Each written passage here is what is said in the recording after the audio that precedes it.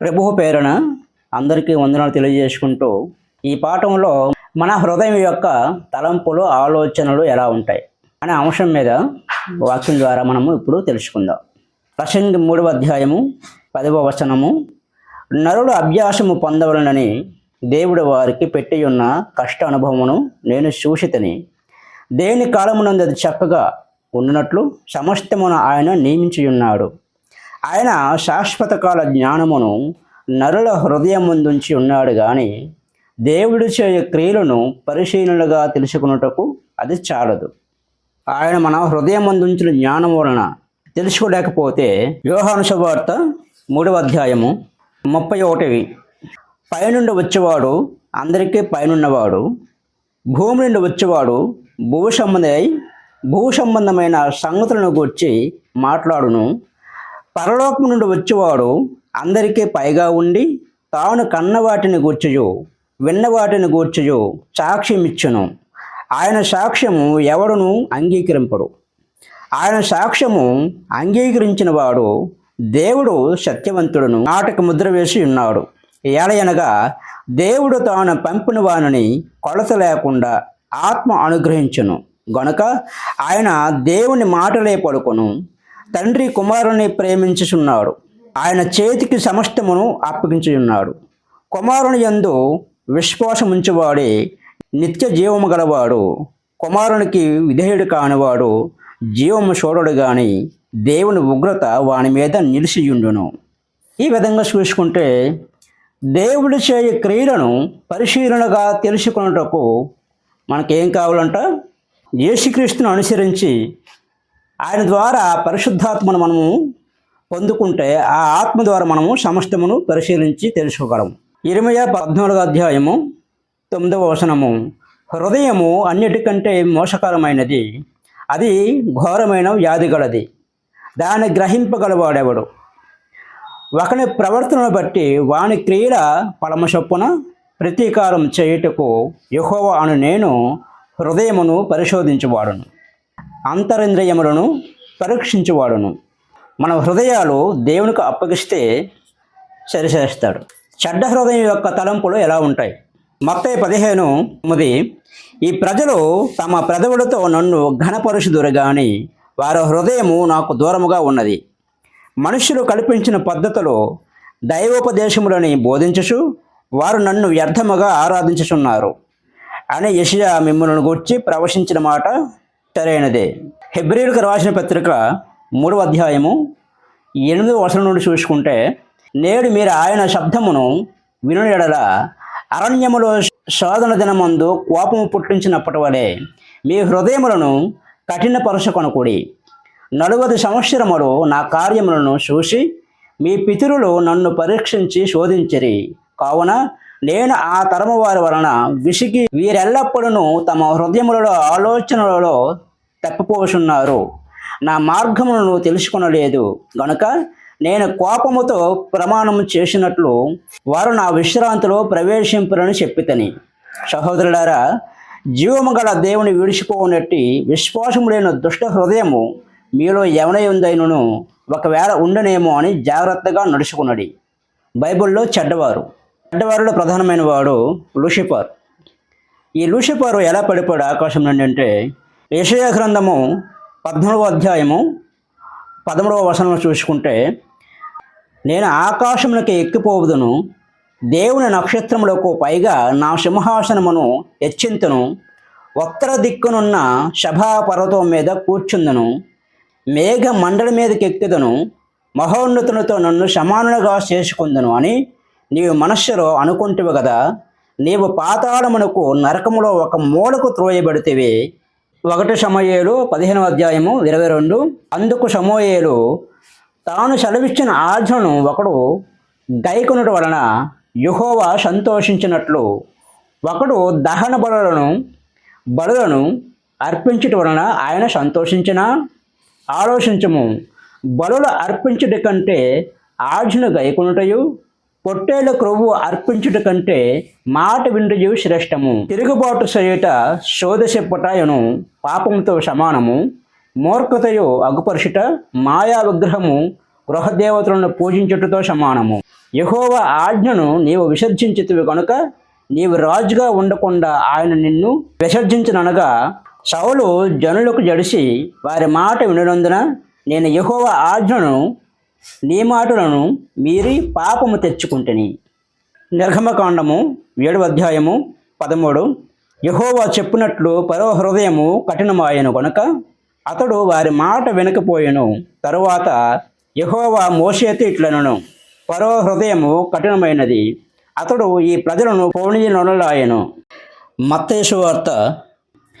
అప్పుడు 12 మందిలో ఒకడు ఇస్కరియోతు యోధ ప్రధాన యాజకుల యొద్దకు వెళ్ళి, నేను ఆయనను అప్పగించిన యెడల నాకేమి ఇత్తురని వారిని అడిగాను. అందుకు వారు 30 వెండి నాణెములు తూసి వానికి ఇచ్చిరి. వాడప్పటి నుంచి ఆయనను అప్పగించుటకు తగిన సమయమును కనిపెట్టుచు ఉండెను. అపోస్తల కార్యములు 5:1. అననీయ అను ఒక మనుష్యుడు తన భార్య అయిన సప్పీరాతో ఏకమై పొలమెమ్మెను. భార్య ఎరుకునే వాడు దాని వెలలో కొంత దోచుకొని కొంత తెచ్చి అపోస్తలుల పాదముల యొద్ద పెట్టెను. అప్పుడు పేతురు, అననీయ, నీ భూమి వెలలో కొంత దోచుకొని పరిశుద్ధాత్మను మోసపుచ్చుటకు సాతాను ఎందుకు నీ హృదయమును ప్రేరేపించును? అది నీ యొద్ద ఉన్నప్పుడు నీదే కదా, అమ్మిన పిమ్మట అది నీ వశమే ఉండలేదా? ఎందుకు ఈ సంగతి నీ హృదయములలో ఉద్దేశించుకున్నావు? నీవు మనుష్యులతో కాదు దేవునితోనే అబద్ధమాడుతేవని వానితో చెప్పను. అననీయ ఈ మాటలు వినుసునే పడి ప్రాణము విడవగా వినిన వారు అందరికీ మిగిలిన భయము కలిగెను. అప్పుడు పడుసువారు లేచి వానిని బట్టతో చుట్టి మోసుకుని పోయి పాతిపెట్టిరి. ఎస్తేరు 3వ అధ్యాయము 5. మొర్దెకై వంగకయు నమస్కరింపకయు ఉండుట హామాను చూసినప్పుడు బహుగా కోపించి మొర్దెకై ప్రాణము మాత్రము తీయుట స్వల్పకార్యమని ఎంచి మొర్దెకై యొక్క జనులు ఎవరైనది తెలుసుకుని అహష్వేరోషు యొక్క రాజ్యమందట నుండి మొర్దెకై జనులకు యూదులనందరినీ సంహరించుటకు ఆలోచించెను. ఇవి చెడ్డ మనుష్యులు వారి హృదయ తలంపులు ఆలోచనలు ఇలా ఉంటాయి. మరి మంచి హృదయాలు మంచి మనుషుల యొక్క లక్షణములు బైబిల్లో ఎక్కడెక్కడ ఉన్నాయి. మనం చూసినట్లయితే చెడ్డ హృదయం యొక్క లక్షణములు గర్వం, అసూయ, దొంగతనము, వంచన, విరోధం, తిరుగుబాటు, కఠినత్వం. 1 సమూయేలు 16వ అధ్యాయము 7. అయితే యెహోవా సమూయేలుతో ఇలాగ సెలవిచ్చెను, అతని రూపమును అతని ఎత్తును లక్ష్యపెట్టకము. మనుషులు లక్ష్యపెట్టు వాటిని యెహోవా లక్ష్యపెట్టడు. నేను అతను త్రోసివేసి ఉన్నాను. మనుష్యులు పైరూపమును లక్ష్యపెట్టుదురు గాని యెహోవా హృదయమును లక్ష్యపెట్టును. లూకా 8వ అధ్యాయము 15. మంచి నేల నుండి విత్తనములు పోలిన వారు ఎవరనగా యోగ్యమైన మంచి మనస్సుతో వాక్యం విని దానిని అవలంబించి ఓపికతో ఫలించేవారు. మన హృదయం ఎలా సరిచేసుకోవాలి, దేవుని యందు ఎలా భయభక్తులు గల జీవించాలి అని మన ప్రార్థనలో పరిశుద్ధాత్మ ద్వారా మనకు విధేయత కలిగిన జీవితాన్ని మనకి సంపాదించుకుంటే, హెబ్రీయులకు రాసిన పత్రిక 4వ అధ్యాయము 11వ వచనము, కాబట్టి అవిధేయత వలన వారు పడిపోనట్లుగా మనలో ఎవడనూ పడిపోకుండా ఆ విశ్రాంతిలో ప్రవేశించుటకు జాగ్రత్త పడుదము. ఎందుకనగా దేవుని వాక్యము సజీవమై బలమగలదై రెండంచులు గల ఎటువంటి ఖడ్గము కంటెను వాడిగా ఉండి ప్రాణాత్మలను కేళ్లను మూలుగును విభజించినంత మట్టుగా దూరుచు హృదయం యొక్క తలంపులను ఆలోచనలను శోధించుచున్నది. మరియు ఆయన దృష్టికి కనబడిన సృష్టము ఏదియో లేదు. మనం ఎవనికి లెక్క అప్పజెప్పవలసి ఉన్నదో ఆ దేవుని కన్నులకు సమస్తమును మరుగులేక తేటగా ఉన్నది. అందువలన మన హృదయాలు మనం పరిశీలించుకొని మనం సరిచేసుకొని దేవుని మార్గంలో ఆయన ఆత్మను పొందుకొని ఆయన మార్గంలో చక్కగా నడిస్తే దేవుని వలన మనం వరాలను పొందుకోగలము, ఆయన అభిషేకాన్ని మనం పొందుకోగలము, పరలోకం వెళ్ళగలం. 6వ అధ్యాయము 4.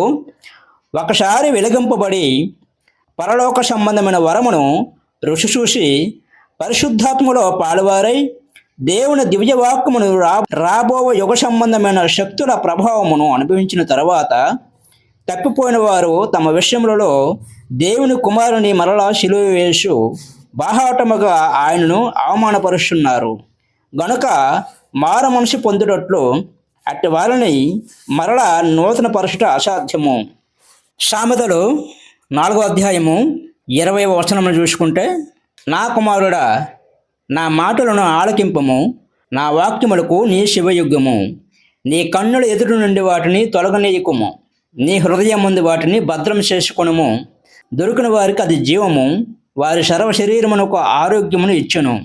నీ హృదయములలో నుండి జీవధారలో బయలుదేరిన గను కాబట్టి అన్నిటికంటే ముఖ్యంగా నీ హృదయమును భద్రముగా కాపాడుకునము. మూర్ఖపు మాటలు నోటికి రానియకము, పెదవుల నుండి కుటిలమైన మాటలు రానియకము. నీ కన్నుల ఇటు అటు చూడక సరిగాను, నీ కనురెప్పలు నీ ముందర సూటిగాను చూడవలను. నీవు నడుచు మార్గమున సరళం చేయము, అప్పుడు నీ మార్గములన్నయు స్థిరమగును. నీవు కుడి తట్టుకైనను ఎడమ తట్టుకైనను తిరగకము, నీ పాదములు కీడునకు దూరముగా తొలగించుకొనము. మంచి హృదయం యొక్క లక్షణములు: శుద్ధత, వినమ్రత, విధేయత, సహనము, ప్రేమ.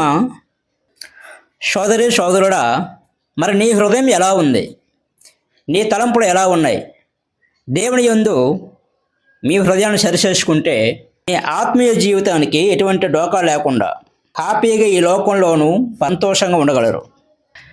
యేసుక్రీస్తు నామమునికే మహిమ కలుగునుగాక. ఇంతటితో సెలవు. వచ్చే పాఠంలో మళ్ళీ కలుద్దాం. శుభం.